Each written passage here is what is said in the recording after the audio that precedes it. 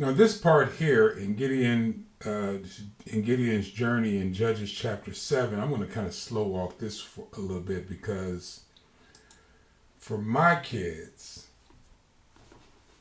for my grandkids, for my brothers and sisters in Kenya and Ghana and around the world who consider me a teacher, God bless you. But I want to make sure that you get a couple of things before we spend too much time on the story itself. I want you to see the principles. And like I remind you every once in a while, I'm not a theologian. This isn't about religion, so to speak. This isn't about theology. If anything, if I could say it like this is about God's way of doing things. That's a different way of saying kingdom of God. In today's language, actually, this is archaic language as well. It's called natural law. That's, still 500-year-old language. English language. It's just natural law. It's just how God operates. If you mention God, God is the creator of all, which means He created the system for everything. So you will listen to, and this is what I'm again for the people that believe I'm a teacher. You will listen to people try to split the Bible in half and say this part is relevant, this part is not relevant. Don't waste your energy trying to create some analysis. I believed that for some years. It was a waste of energy. And I believe it set me back. The religious, theoretical theologists who come up with these ideas that natural law changed from all of a sudden the world works different. The earth is different than it was back. No, dirt is still dirt, air is still air, water is still water, fire is still fire.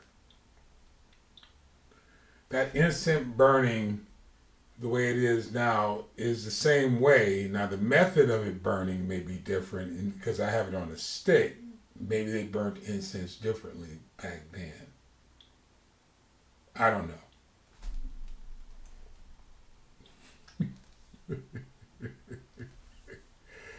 Nothing's changed as far as God. God is forever the same because it's His system of operating. It doesn't change based upon English, Hebrew, Greek. There is no separation in God. There's separation in languages. There's separations in dialects.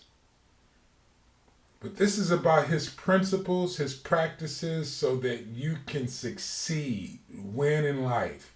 And winning in life is not becoming a trillionaire or a billionaire. It's walking in your true purpose. Now, being a billionaire and a trillionaire is great. I'm certainly not speaking against being financially successful. But you want peace in your mind. You want peace in your heart. You want a healthy body. You want to be living. You want to be living your purpose. Those are the things that when you pass through life and you pass on to the next stage of life, that you're going to be held responsible for. What legacy did you leave behind? Did you steal, kill, and destroy everything? Or did you bring faith, trust, honor, character? Did you bring integrity? Now listen, I'm not the nicest guy in the world, even though some people think I am. I'm not. I'm nice on the outside, but on the inside, based upon how I've grown up as a kid, I'm a little bit cold. And at least I can admit that. I can take or leave you. If you reject me, I walk away. Now that may be a weakness. in me. It may be. I don't really know. It might be. But I don't really feel like I need to please anyone. Now that has its strengths, but it has its weaknesses. We all have these characteristics in our life that you need to deal with. This is a reality in dealing with the human condition. But the legacy I want to leave is one of love and respect and honor, because I didn't grow up that way with my cold nature. I want to turn my weakness into a strength. What do you want to do with your legacy?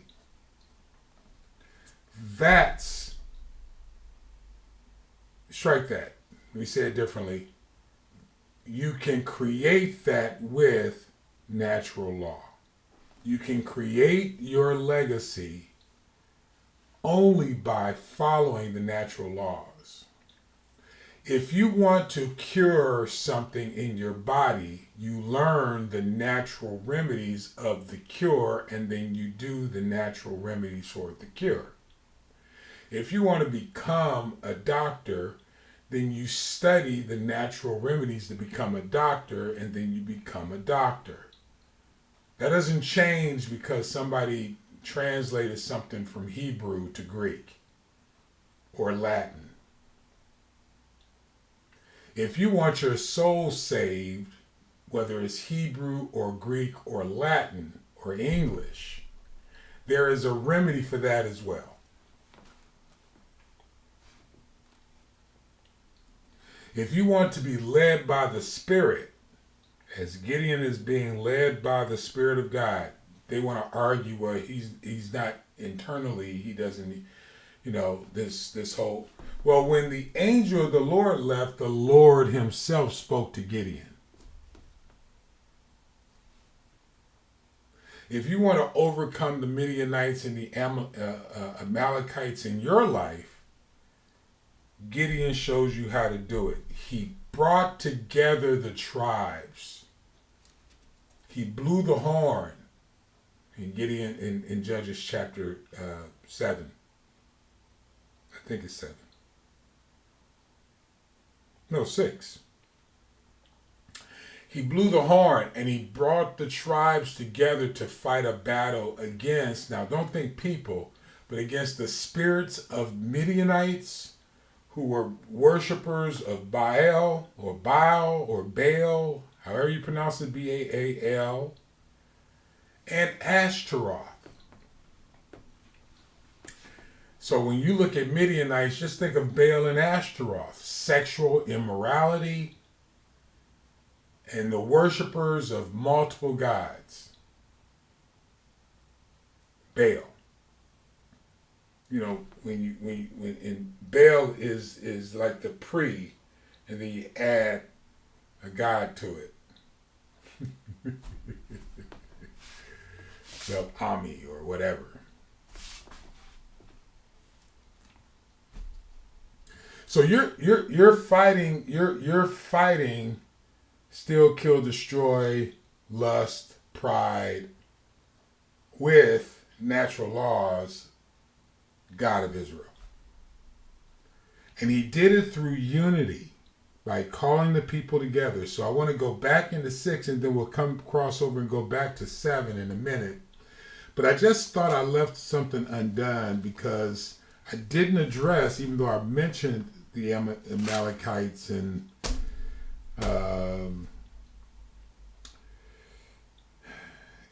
Midianites. You don't know who they are. I don't know where I put the other sticky, but it's here anyway. You don't know who they are. These are children of Esau. Remember Esau? Remember who his brother was? If you don't, let me give you an idea. These are children of Abraham.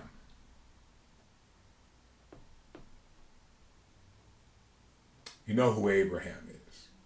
Well, Abraham had 3 wives. Now, one, somebody may argue, that one of the women wasn't his wife, Hagar. Well, she was.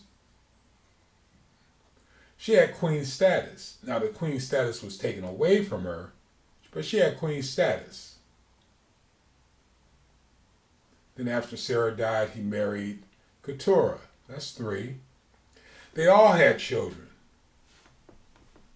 But there was only one chosen line. In any family, natural law, it can create a rift. It is, and it's really just that. Don't let people over spiritualize this stuff. The Amalekites did not believe in God based upon their experiences. The Midianites believed in all kinds of gods. Isaac was the chosen line. Isaac was obedient to the chosen line. Even the Muslims agree with that. The children of Esau.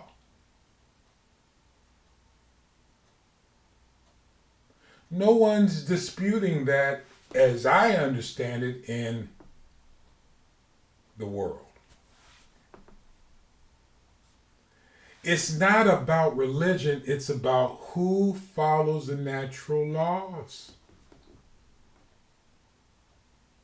Anyone can be adopted into following the natural laws, but it has to be your choice. That's where love steps in, sacrifice. There are other aspects of love, but I tend to focus on sacrifice because human beings tend to want to follow their lust, including me. You want to follow your lust. You're prideful about going one direction or the other. It makes you feel good. But the natural laws don't always feel good. That's sacrifice.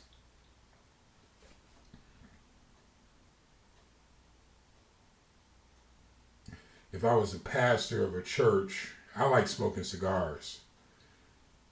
If I was a pastor of a church, I would stop smoking cigars because I don't want it to become a problem for other people. I don't really drink as much as I used to. I used to drink scotch and whatever, and recently I had some vodka and some orange juice. It just made me go to sleep, and so that was unattractive to me. It made me feel, in fact, it made me dizzy. I don't like feeling dizzy. But there are things that I would stop doing if I had certain responsibilities because I love the people and I will sacrifice my choices, my lust, my pride, my whatever. Everyone's dealing with the same natural problems. They just don't talk about it, which is pride, lack of transparency. Poor problem we have in Christianity as an organization. What's my point? Many points here. Number one is there should be no dispute of natural law based upon a religious choice. Natural law is natural law. That's why I'm showing you the difference in the Amalekites and the Midianites. You make an Amalekite choice, you get an Amalekite reality. You make a Midianite choice, you get a Midianite reality. Make a Gideon choice, you get a Gideon reality. It's interesting that the Amalekites, who don't believe in God at all, at least that's what they say, and the Midianites, who believe in many gods, came together to fight against natural law Gideon and lost. In truth, what's also interesting, and this is where we'll go into Judges chapter 7, we've heard this here before, everybody can't go where you're going, even if they say they believe, because their actions internally show that they don't actually believe, even though they may think they do. So now we'll go into Judges chapter 7, and I want to show you the second part of this fight. I showed you the first part in video 11. If you didn't check that out, please check out video 11. But in video 12 of Judges, I'd like to show you the second part of the fight. This is not a fight against people. This is a fight with yourself, the choices you need to make for you to stay on track for natural law to take effect in your life. This isn't about hurting anybody else. This isn't about the prideful aspect of winning battles. We kick their ass and all this other stuff. No, this is about you being on track for God to bring the blessing through your life. Your life. This is about you. So if you're thinking about this, thinking about somebody else, you're wrong. This is about me. This is about you. This is about the principles which are unemotional. Get over yourself. We all need help. That's what teaching is for. Judges chapter 7. Verse 1. Then Jerubbaal, another Baal thing, B-A-A-L, anyway. Jerubbaal, who Gideon and all the people that with him rose up early and pitched beside the well of Herod, so that the host of the Midianites were on the north side of them, strategy taking place, by the hill of Moreh, M-O-R-E-H, in the valley. And the Lord said unto Gideon, the people that with thee too many.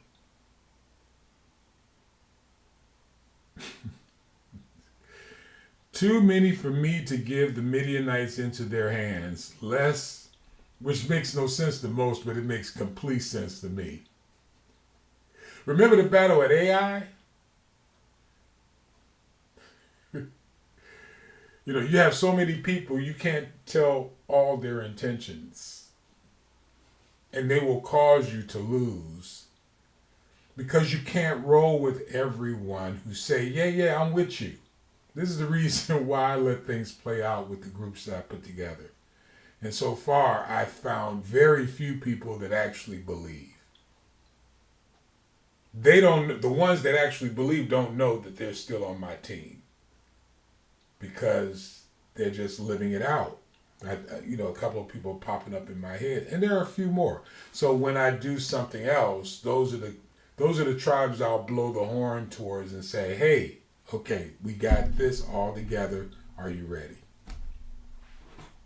But you can't choose everyone that says, yeah, I'm with you. No, they're not. Not everybody's with you. Verse 2. And the Lord said unto Gideon, the people that with thee too many for me to give the Midianites into their hands. They'll get fooled. Midianites are all about worshiping all these different gods. Lest Israel vaunt themselves against me, saying, mine own hand hath saved me. That's pride. So what are you dealing with at all times? I think it's in 1 Peter, I think. You're always going to be dealing with the lust of the flesh, the lust of the eyes, and the pride of life. So you got to root out the lust of the flesh, the lust of the eyes, and the pride of life in your group. Lust of the flesh, lust of the eyes, pride of life. Every group, you need to root out lust of the flesh, lust of the eyes, and the pride of life, including you, including in me. I got to get rid of lust of the flesh, lust of the eyes, and the pride of life. You got to get rid of lust of the flesh, lust of the eyes, pride of life. Gideon has to get rid of lust of the flesh, lust of the eyes, pride of life. Because the Lord said why? Because they will vaunt themselves, that's pride, against me, saying, my own hand hath saved me. And he's about to find out who those people are. Verse 3.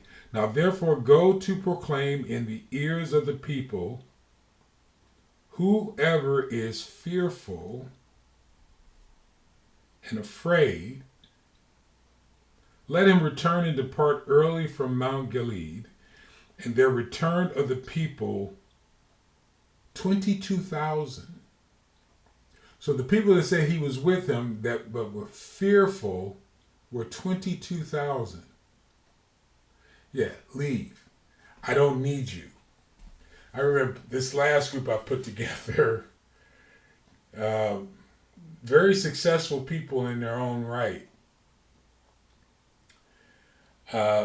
And my management style or my leadership style is to give people power to see what happens. Well, one guy took over and made a decision on how things were going to go. And I just let him go for it. You go and you just make a decision. And he left. And he took with him 2 people with him and actually tried to get a third person that I brought on later on. And a 4th person who I introduced them to. But he took the 2 top people, one being an attorney and one being a business, sold a business. Now, again, it's not that they don't love me or sacrifice for me or whatever. They don't think well of me. Oops, that was my bad.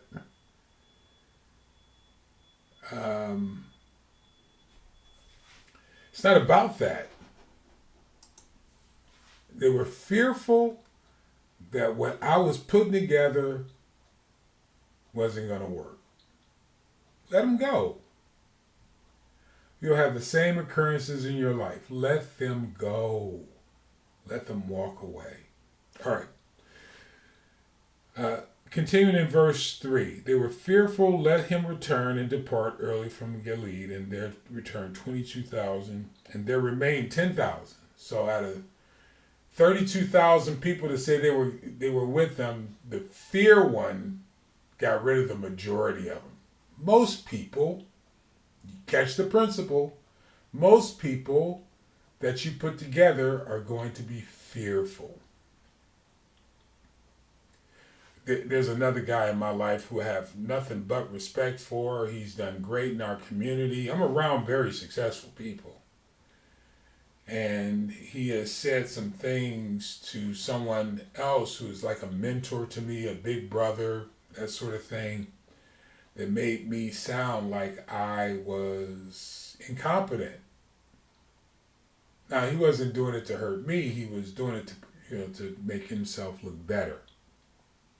So I actually literally sent not all, but the majority of the emails and some of the communications to my mentor, big brother, because it pissed me off that this person tried to make me look incompetent. It happens. It's nothing to hold against anyone, but these people aren't with you. And that's okay. Because wisdom is bringing together, you've heard me say this before recently, I believe, is bringing together knowledge with understanding, with the right timing. That's wisdom. Walking in wisdom is the best thing that you can do. It doesn't have to be with your understanding, but if you're forcing something to work, it's not going to work. 22,000 had to leave. This video is going long, so I'm gonna cut this short and we'll come back to Judges chapter 7. But let me step into verse 4. And the Lord said unto Gideon, the people yet many, bring them down unto the water. Now keep in mind, they're going out to fight thousands of people, and God is getting rid of 22,000 so far. Out of 32,000. There's only 10,000 left. There's still too many. Bring them down unto the water, and I will try them for thee there. And it shall be, of whom I say unto thee, this shall go with thee. Test number 2. The same shall go with thee, and whomsoever I say unto thee, this shall not go with thee, the same shall not go. Now I say test number 2, but it's really test number 2 and 3, because one of the tests is Gideon's got to hear this voice of the Lord. There is no angel of the Lord, messenger attached to the Lord. So he's walking in the wisdom